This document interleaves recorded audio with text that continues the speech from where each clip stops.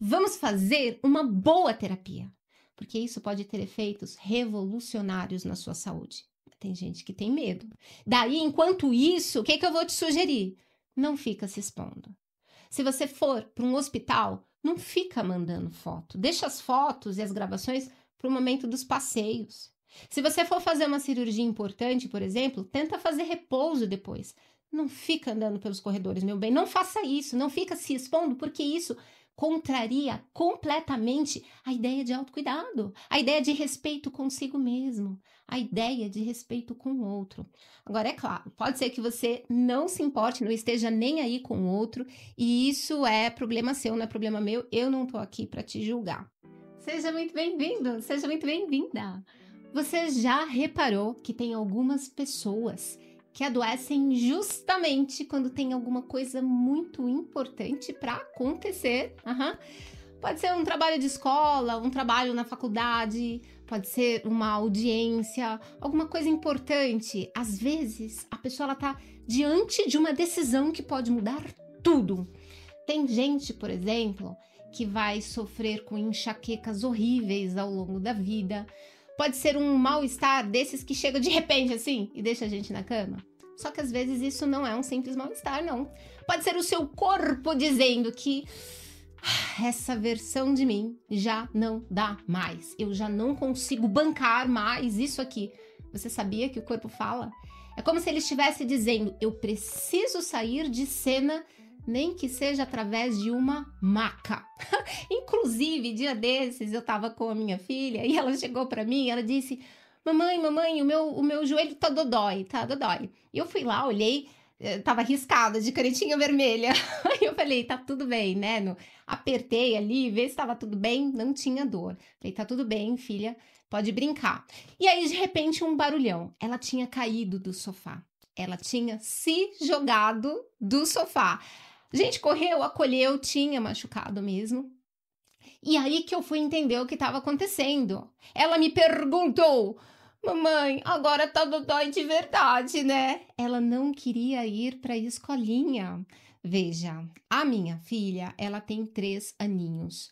As crianças nessa idade, elas ainda não conseguem colocar um filtro melhor diante da mentira. Então, elas criam uma fantasia que pode liberá-las de alguma situação que elas não queiram participar. Eu lembro que quando ela tinha, ainda antes de 2 anos, ela dizia que tinha muita vontade de fazer cocô. Só que quando a gente chegava no banheiro, ela não queria fazer. Ela só queria sair de alguma situação desconfortável. E esse tipo de coisa acontece independente da idade. Acontece, por exemplo, com mães muito sobrecarregadas, porque elas adoecem principalmente quando elas não conseguem mais dar conta. Acontecem com figuras públicas, diante de investigações, diante de denúncias, e aí elas vão parar no hospital mesmo. Ixi, isso daí é coisa que acontece demais da conta. E às vezes é algo real, aconteceu de verdade alguma coisa, e às vezes pode ser algo mais inconsciente. São situações onde o corpo vai servir como refúgio. E às vezes é tudo meio misturado mesmo. Tem alguma coisa ali que é verdade, é concreto, é meio que inconsciente. A questão é, tinha que ser agora, nesse momento? Talvez seja o corpo que queira te proteger. A nossa mente, ela é maravilhosa. E aí quando a gente tá desatento com alguma coisa, tá faltando discernimento, a mente vai lá e aciona os mecanismos de proteção. Por isso que os nossos adoecimentos, eles são quase reveladores. E é isso, eles revelam as dores que a gente tá aprisionando lá dentro, tá protegendo, não consegue revelar. A gente nem sabe do que se trata. O nosso corpo é o verdadeiro refúgio. E quando o corpo não nos bastar, aí o hospital é também um excelente refúgio. E ele tá lá para quem precisar. Veja, muitas vezes o adoecer, ele pode ser uma simples forma de pedir colo, mesmo que inconsciente.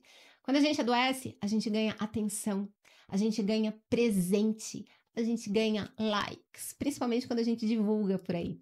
Eu me lembro quando eu era criança, assim que eu adoecia, a minha mãe comprava sorvete e ela comprava sorvete só pra mim.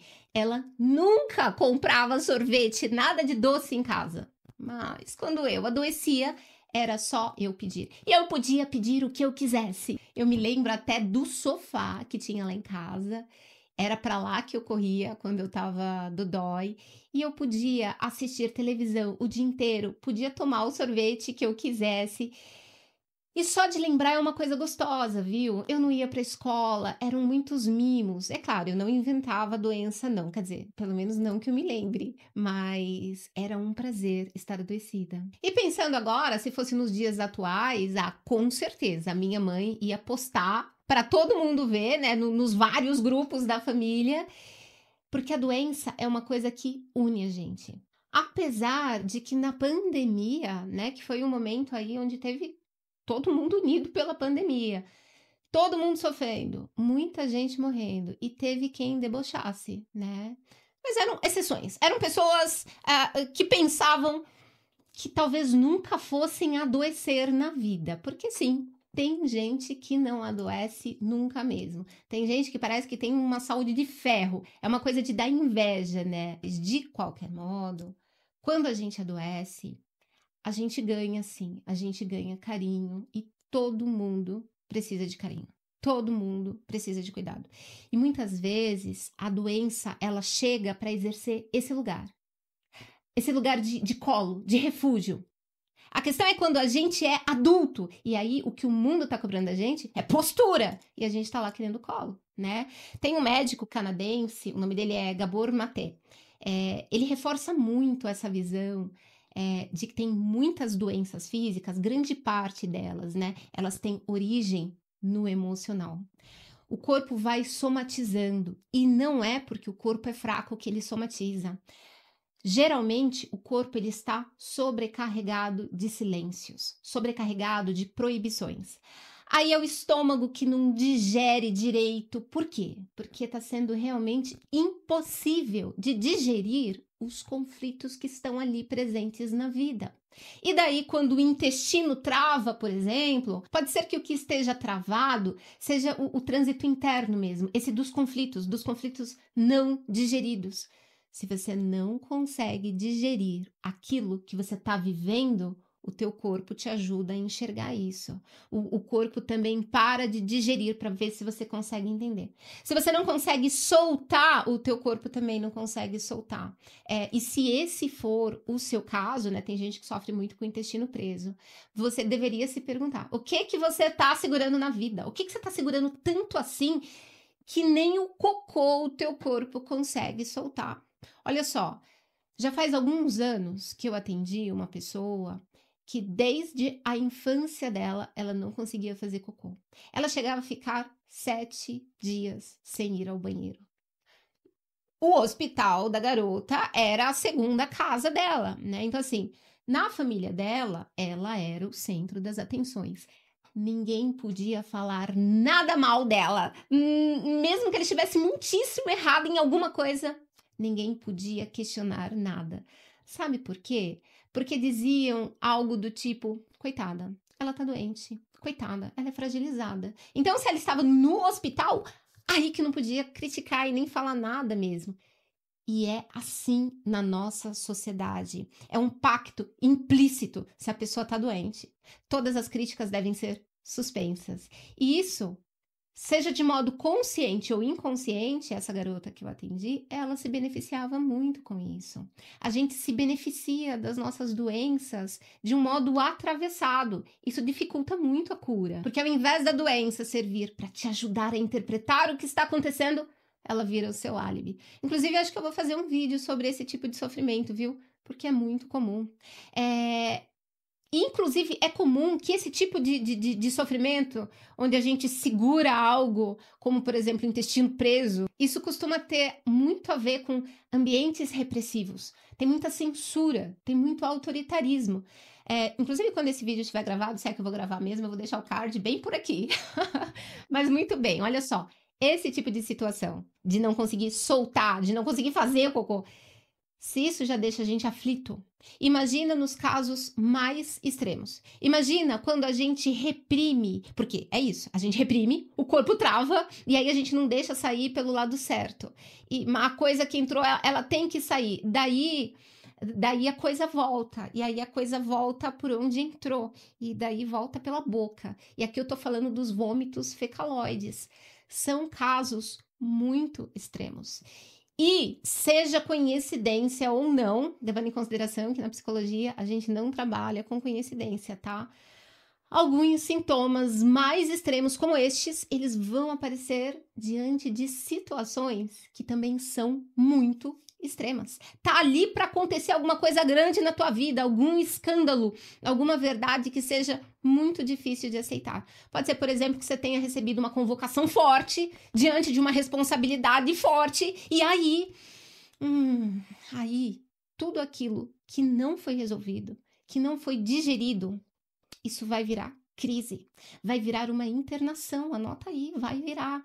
Tem gente que chega a vomitar cocô e é horrível, é uma situação super extrema. Imagina o desespero desse corpo. E pode ser que o corpo esteja dizendo numa situação como essa que eu não consigo mais sustentar tanta mentira. As nossas vidas são cheias de mentiras, de máscaras.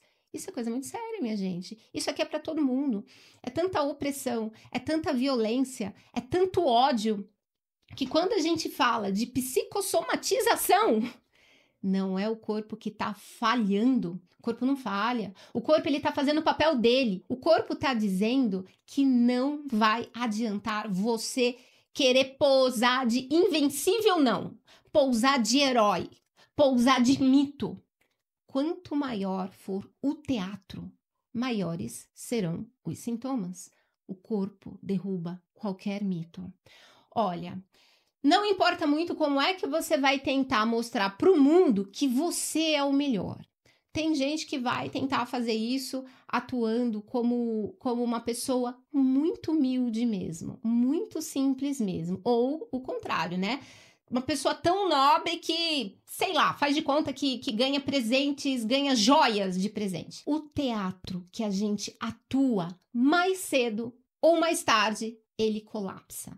E eu não tô falando só de você não, que eu te conheço, hein? Eu tô falando é de todo mundo mesmo. O que o Gabor Maté vai dizer é que adoecer é expressão de um sofrimento que não está sendo reconhecido. E todos nós temos as nossas necessidades, que são necessidades fundamentais, que são necessidades básicas, e elas precisam ser reconhecidas. As nossas necessidades, elas precisam ser atendidas. E quando as nossas necessidades são negligenciadas, nós temos, por exemplo, doenças autoimunes, doenças intestinais, doenças cardíacas, até câncer. Porque essas doenças, esses tipos de doença, costumam estar ligados a, pasmem, a repressão emocional crônica. E aqui eu tô falando de traumas. Quando a pessoa ela não tem a permissão interna ou ela não tem uma permissão externa para expressar a dor, para expressar a raiva, para expressar a sua própria verdade, aí o corpo expressa.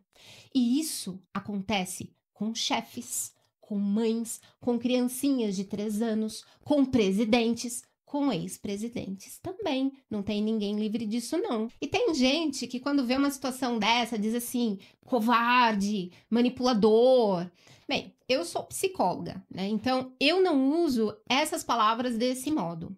Acho que a gente tem que falar da covardia alheia com respeito. Quando eu vejo que tem alguém adoecendo diante de uma situação que tem uma grande responsabilidade envolvida, tem muita pressão ali, o que eu vejo é um corpo em pânico. Veja, na verdade, qualquer corpo humano que segura uma mentira, uma farsa, uma máscara por tempo demais, ele começa a tremer, ele cambaleia. E aí, quando o corpo ele já não se basta como refúgio, a gente se refugia no hospital. Isso é normal. E é por isso, inclusive, que a gente não pode destruir a saúde pública, não. Quando a gente fala de direitos iguais, a gente tem que garantir esse mesmo direito para todas as pessoas, né? de poder levar as suas dores, os seus adoecimentos e as suas covardias para serem tratadas no hospital.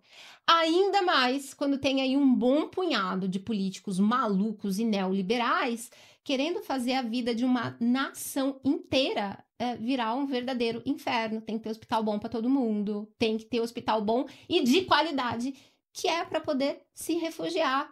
Não importa do que você esteja fugindo. Isso é o mínimo. Vou até tomar uma aguinha.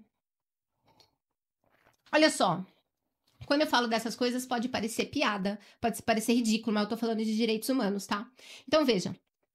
Quando a gente não tem o devido autoconhecimento, então, alto lá. É o corpo quem vai fazer um espetáculo para que você consiga enxergar o que ele está querendo dizer.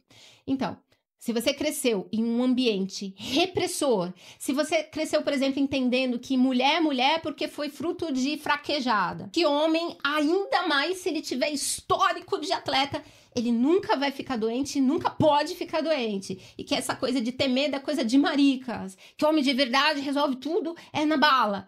Então, aí a gente já entende o tamanho da mentira que está sendo sustentada no consciente e no inconsciente da pessoa. Então, mesmo que você tenha aí os seus modos, sei lá, de contornar, de evitar, de fugir, e eu sei que você tem, que eu te conheço, mas olha, mesmo assim, o corpo te entrega. Vamos supor que a gente esteja falando de medo mesmo. Medo e vulnerabilidade não deveriam ser um problema, nunca. E tudo bem mesmo a gente ser um pouco covarde de vez em quando. A gente é. Eu também sou um pouco. E tá tudo bem, não tem nada de errado aqui. O problema é quando a gente finge que essa covardia não existe. Aí esse fingimento é o que cobra caro, entendeu? Então, se você tiver casado, esse fingimento, ele vai respingar ali, no casamento. Se você tiver filhos, não tem a menor dúvida de que o peso da manutenção do seu fingimento, ele pode, inclusive, contaminar todos os seus filhos, pode contaminar a casa toda. E se você for uma figura pública, então, o cuidado teria que ser muito maior, porque sem perceber, você pode fazer adoecer um país inteiro junto. É coisa séria. Eu sou psicóloga. Parte aqui do meu trabalho é ajudar as pessoas a lidarem com as dores do corpo. Aquelas dores que nem exame consegue explicar por que tá ali, aquelas dores que medicação não resolve, aquelas dores que aparecem quando a alma já tá cansada de tanto gritar, de tanto que faz tempo que ela tá gritando e a pessoa não tá enxergando. Eu ajudo as pessoas a entenderem o porquê dessas dores. E é só quando a gente consegue encarar o trauma com humanidade, com respeito, com acolhimento. É só quando a gente aceita que tem que abandonar alguns papéis, inclusive esses papéis mais messiânicos, sabe? Tem que salvar tudo, tem que salvar todos. É só quando a gente consegue, de verdade, enxergar a realidade, assumir as nossas responsabilidades, é aí que pode acontecer isso que a gente chama de cura. A cura do corpo, a cura da mente, a cura da alma. Essa cura, inclusive, a gente pode entendê-la como sinônimo de amadurecimento. Se você estiver passando por algum desses momentos, algum desses adoecimentos, se você quiser entender aí o que é que o seu corpo está tentando dizer, vamos fazer uma boa terapia, porque isso pode ter efeitos revolucionários na sua saúde. Tem gente que tem medo. Daí, enquanto isso, o que eu vou te sugerir? Não fica se expondo. Se você for para um hospital, não fica mandando foto. Deixa as fotos e as gravações para o momento dos passeios. Se você for fazer uma cirurgia importante, por exemplo, tenta fazer repouso depois. Não fica andando pelos corredores, meu bem. Não faça isso, não fica se expondo, porque isso contraria completamente a ideia de autocuidado, a ideia de respeito consigo mesmo, a ideia de respeito com o outro. Agora, é claro, pode ser que você não se importe, não esteja nem aí com o outro, e isso é problema seu, não é problema meu, eu não tô aqui para te julgar. Tudo que eu tô falando até aqui são reflexões e orientações. Inclusive, estas são as reflexões e orientações que eu tinha para trazer aqui para esse vídeo de hoje. Eu vou pedir para você, se quiser, comenta aqui abaixo, né, nos comentários, o que fez sentido para você nesse vídeo. Inclusive, se você quiser se aprofundar num tema muito bom, que é a relação entre a covardia e o preço do ódio. Aí eu vou sugerir para você esperar um pouquinho para assistir o próximo vídeo, porque ó, ele vai estar meio que fervendo. E se você quiser seguir essa jornada comigo, aproveita e se inscreve no canal, que é um canal bom, viu?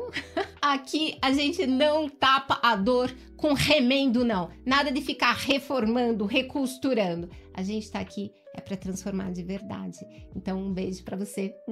Até a próxima.